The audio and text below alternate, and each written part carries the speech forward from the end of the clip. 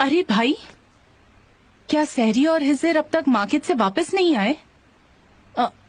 अगर आप मुझे कहते तो मैं मसल के लिए चॉकलेट मिल्क बना देती। कोई बात नहीं, मैं खुद बनाना चाहता था।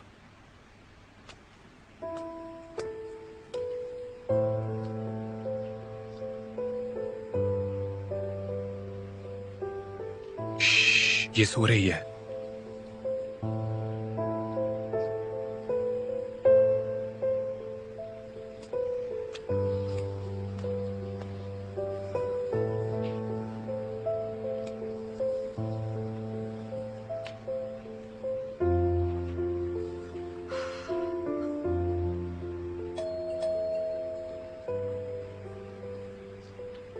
आप बैठे रहिए, मैं देख लेती हूँ।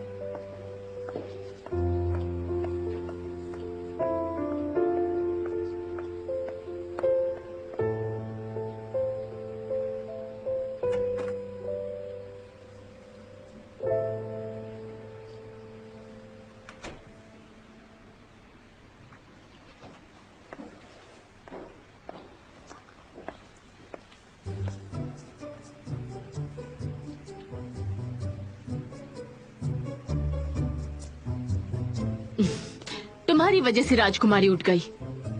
मैंने तुमसे कहा था कि डोरबेल मत बजाओ। मैंने कहा था मेरे पास चाबी है, पर तुम्हारा दिमाग तो खाली है।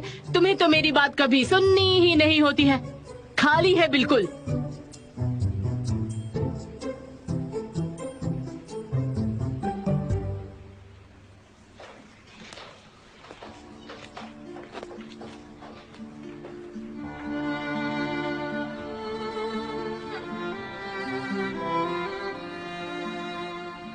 जैसे ही मेरा काम खत्म हुआ मैं जल्दी से तैयार होकर यहाँ आ गई।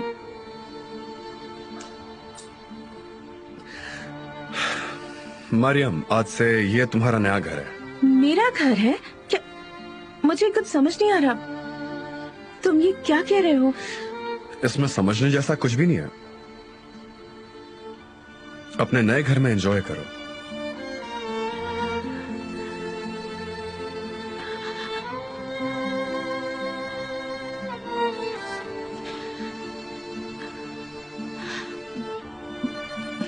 बहुत बहुत बहुत शुक्रिया, पर मैं ये नहीं ले सकती, बिल्कुल नहीं।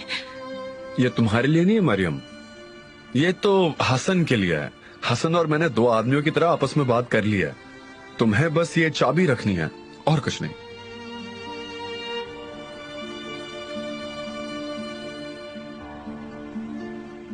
देखो मरियम, हसन हमारे लिए बहुत मायने रखता है। इसकी खुशियां और जिंदगी हमारे लिए बहुत जरूरी है।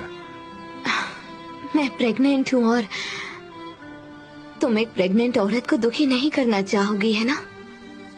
प्लीज चाबी ले लो, प्लीज मान जाओ, प्लीज।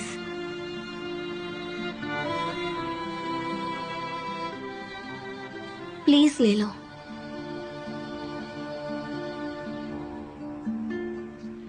मुझे बहुत अच्छा लगेगा अगर तुम ये चाबी ले लोगी।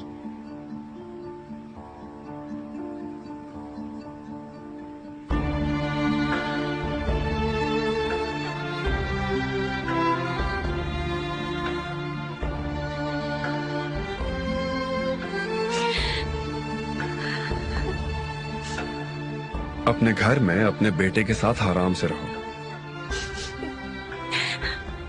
शुक्रिया, तुम दोनों का बहुत बहुत शुक्रिया।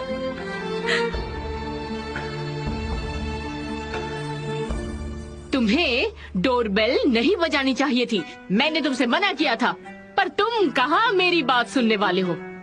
सुनो शहरिये, अगर पहले पता होता कि हालात ऐसे होंगे तो मैं बिल्कुल ऐसा नहीं करता था। अरे तुम्हारे पास तो हर चीज के लिए कोई ना कोई बहाना है। कुछ ही देर पहले तुमने बेचारी मेरी बच्ची को परेशान कर दिया। अगर तुम मेरी पूंछ की तरह मेरे पीछे नहीं पड़ते तो आज मेरी बहू मेरे साथ अपने घर आ जाती। तुमने उसे परेशान कर दिया।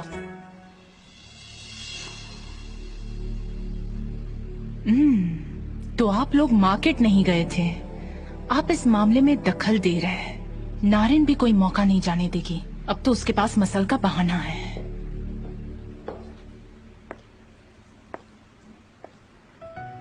हिजर सही कह रहे थे। मसल को मेरी गलतियों की सजा नहीं मिलनी चाहिए।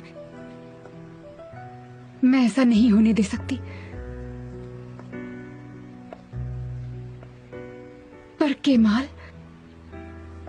केमाल मुझे देखना भी नहीं चाहता है।